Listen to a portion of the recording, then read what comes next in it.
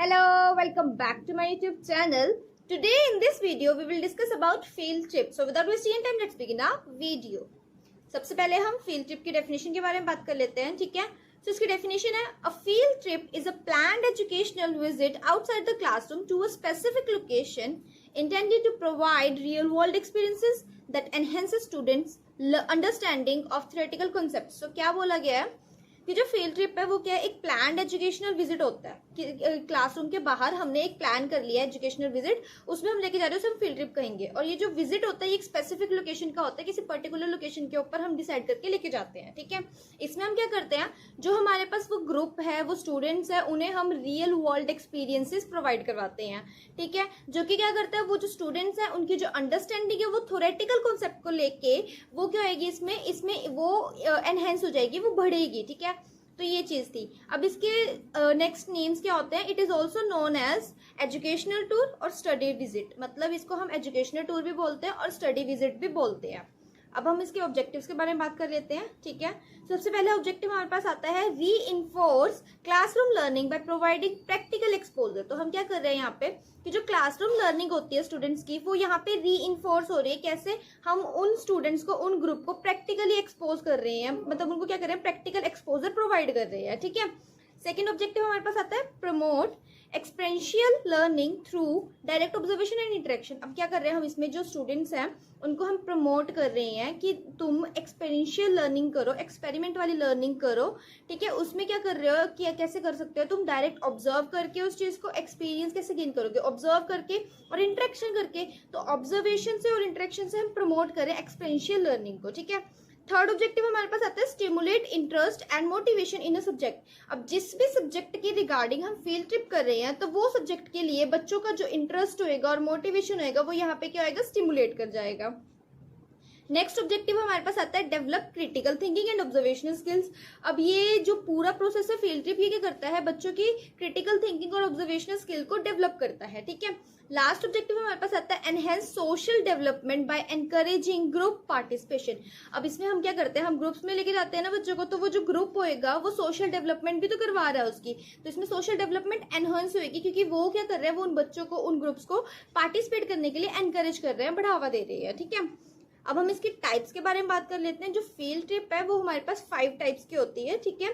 सबसे पहले आता है लोकल फील्ड ट्रिप, फिर आता है नेशनल लॉन्ग डिस्टेंस ट्रिप, फिर आता है फिजिकल और नेचुरल इन्वायरमेंटल ट्रिप, फिर आता है कल्चरल और historical trip, and last one is industrial और प्रोफेशनल ट्रिप, ठीक है। सबसे पहले हम बात करते हैं लोकल फील्ड ट्रिप के बारे में।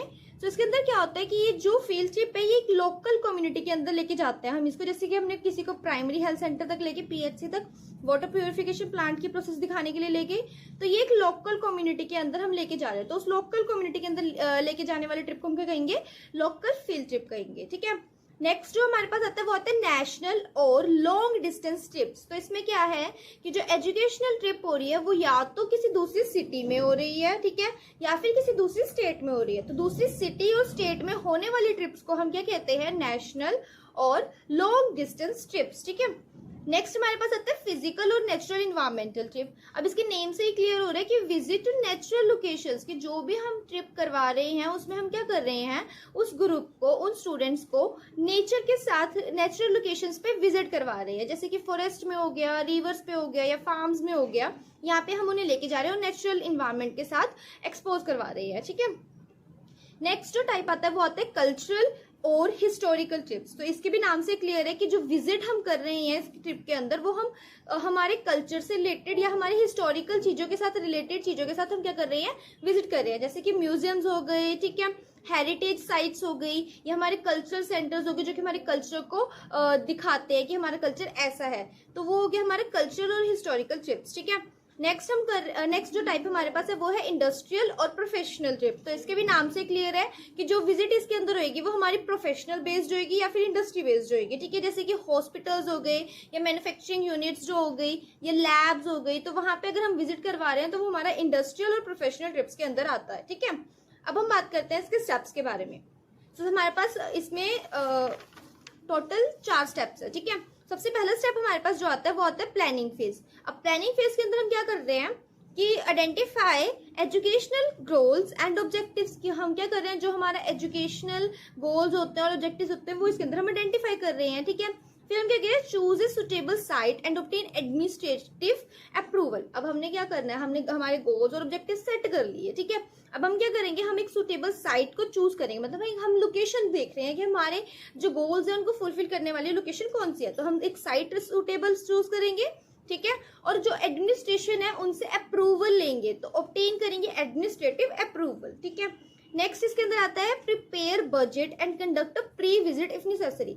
अब प्लानिंग फेज के अंदर हम क्या करते हैं, हमने अप्रोक्स बजट बनाना है कि अच्छा अगर ये हो रहा है तो ऐसा बजट होगा, तो हमने क्या करना है, हमने हमारे बजट का आइडिया ले लेना है, ठीक है।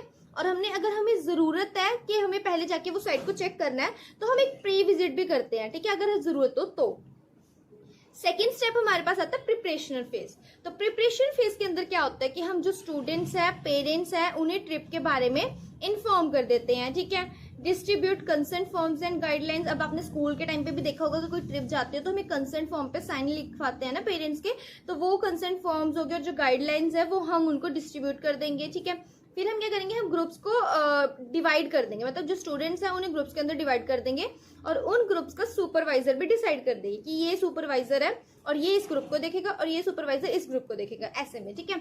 और लास्ट इसके अंदर आता है कि प्रिपेयर एजुकेशनल मटेरियल और क्वेश्चनरीज और एक्टिविटी जो भी हमें वहां पे चाहिए। मतलब कि क्या है कि अगर हमें किसी मतलब हमने जो ट्रिप करवाई है, एजुकेशनल ट्रिप है, तो ऑब्वियस सी बात है वहां पे कुछ ना कुछ एजुकेशनल मटेरियल हमें चाहिए होगा। हमारी जो नीड्स होगी, हमने जो गोल सेट की है तो उन नीड्स के अकॉर्डिंग कोई एजुकेशनल मटेरियल है वो हमने प्रिपेयर करवाना है बच्चों से, ठीक है।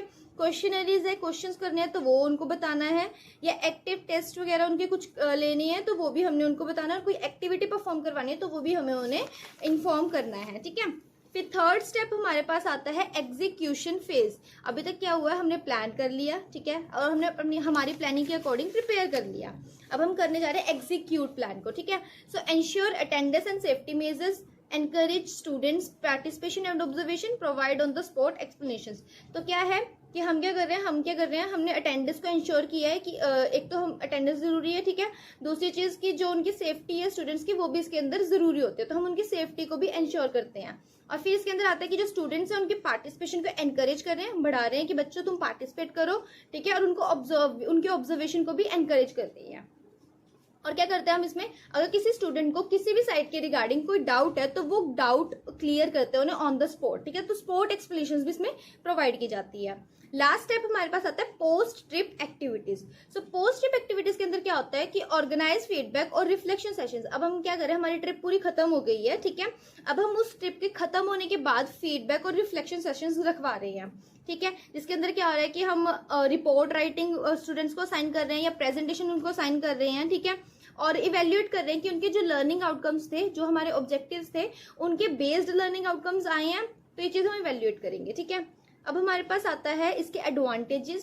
सो एडवांटेजेस वही चीज है कि प्रैक्टिकल नॉलेज को एनहेंस कर रही हैं, ठीक है, लर्निंग को इंजॉयबल बना रहे हैं और मेमोरेबल बना रहे हैं। कहीं पे अगर हम बच्चों को लेके जाते हैं तो उनकी मेमोरीज क्रिएट होती है ना, और मजा भी आता है, तो उनको हम इंजॉयबल और लर्निंग को मेमोरेबल बना रहे हैं, ठीक है। टीम वर्क को एनकरेज कर रहे हैं क्योंकि इसमें ग्रुप्स पार्टिसिपेशन हमने बताया था कि एनहेंस हो रहा है, तो इसलिए टीम वर्क एनकरेज हो रहा है, और कोऑपरेशन भी जरूरी है। अगर ग्रुप के अंदर कोऑपरेशन नहीं होगी तो टीम वर्क नहीं होगा, ठीक है। और इम्प्रूव कर रहे हैं ऑब्जर्वेशन और एनालिटिकल स्किल्स को इसके अंदर, ठीक है।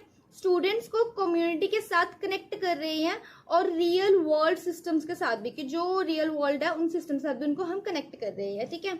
Increase in quality of education, education की जो क्वालिटी है वो यहाँ पे इंक्रीज हो रही है, ठीक है, और इम्प्रूवमेंट आ रही है सोशल रिलेशंस के अंदर भी।